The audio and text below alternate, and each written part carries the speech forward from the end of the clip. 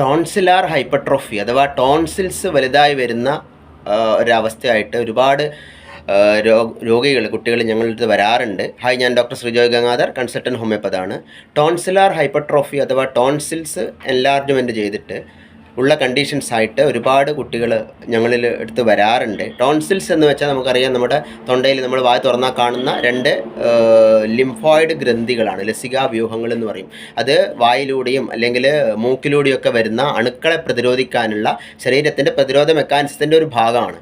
അപ്പോൾ അതുകൊണ്ട് തന്നെ അത് ഏറ്റവും കൂടുതൽ ഇൻഫെക്ഷൻസിന് കാരണമാകുന്ന ഒരു അവയവം കൂടിയാണ് ഈ ടോൺസിൽസ് എന്ന് പറയുന്നത്. മെയിൻലി ടോൺസിൽസ് വീങ്ങാനുള്ള കാരണം എന്ന് പറയുന്നത് ഒന്ന് റെക്കറൻറ്റ് ഇൻഫെക്ഷൻസ് ആണ്. അത് ഇടയ്ക്കിടയ്ക്ക് വരുന്ന ഇൻഫെക്ഷൻസ് കൊണ്ട് അത് വീങ്ങാം.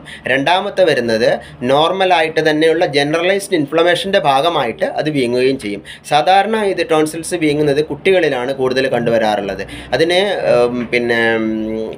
കുട്ടികളിൽ കണ്ടുകൊണ്ട് തന്നെ അവർക്കുള്ള അസുഖങ്ങൾ എന്തൊക്കെയാണെന്ന് വെച്ചാൽ, അല്ലെങ്കിൽ ലക്ഷണങ്ങൾ എന്തൊക്കെയാണെന്ന് വെച്ചാൽ, അവർക്ക് കൂടുതൽ ഉണ്ടാകുന്ന അസുഖങ്ങൾ ഒന്ന് ഭക്ഷണം കഴിക്കാൻ ബുദ്ധിമുട്ടുണ്ടാവുക, രണ്ട് സ്ലീപ്പ് ആപ്നിയ എന്ന് പറയും, അതായത് ഉറക്കത്തിൽ ശ്വാസം കിട്ടാതിരിക്കുന്ന അവസ്ഥ, അല്ലെങ്കിൽ ശ്വാസം കഴിക്കാതിരിക്കാൻ ബുദ്ധിമുട്ട്, അങ്ങനെയുള്ളതൊക്കെയാണ് സാധാരണ ലക്ഷണങ്ങളായിട്ട് കണ്ടുവരാറുള്ളത്. ഇത് രണ്ടും ഈ രണ്ട് ഭാഗത്തുള്ള രണ്ട് ടോൺസിൽസും ഒന്നിച്ച് കൂടി പൂർണ്ണമായി മൂടിയ അവസ്ഥയിലുള്ള ഒരുപാട് രോഗികൾ പോലും ഞങ്ങളുടെ അടുത്ത് വരാറുണ്ട്.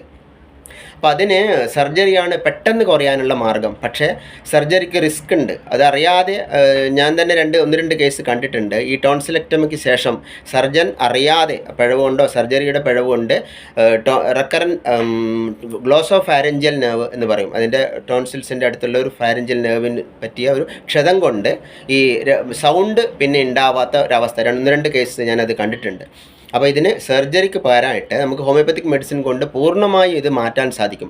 പക്ഷേ പെട്ടെന്നൊന്നും കുറയില്ല. ഒരു 6-8 മാസം തുടർച്ചയായിട്ട് മരുന്ന് കഴിച്ചുകൊണ്ടിരിച്ചാൽ പൂർണ്ണമായി നമുക്കിത് ടോൺസിൽസിനെ സാധാരണഗതിയിലേക്ക് കൊണ്ടുവരാൻ സാധിക്കും. അതോടൊപ്പം തന്നെ ഇതൊരു ഇൻഫ്ലമേഷൻ്റെ ഭാഗമായതുകൊണ്ട്, അല്ലെങ്കിൽ ഇനിയും വരാതിരിക്കാനും വേണ്ടിയിട്ട് ഈ ഹോമിയോപ്പതിയിൽ അവൈലബിൾ ആയിട്ടുള്ള വൈറ്റമിൻ അബ്സോർപ്ഷൻ ടാബ്ലറ്റ്സ് അത് 3 മാസം അതുകൂടി കഴിച്ചാൽ നമുക്ക് പൂർണ്ണമായും മാറ്റിയെടുക്കാൻ സാധിക്കും. Okay, thank you.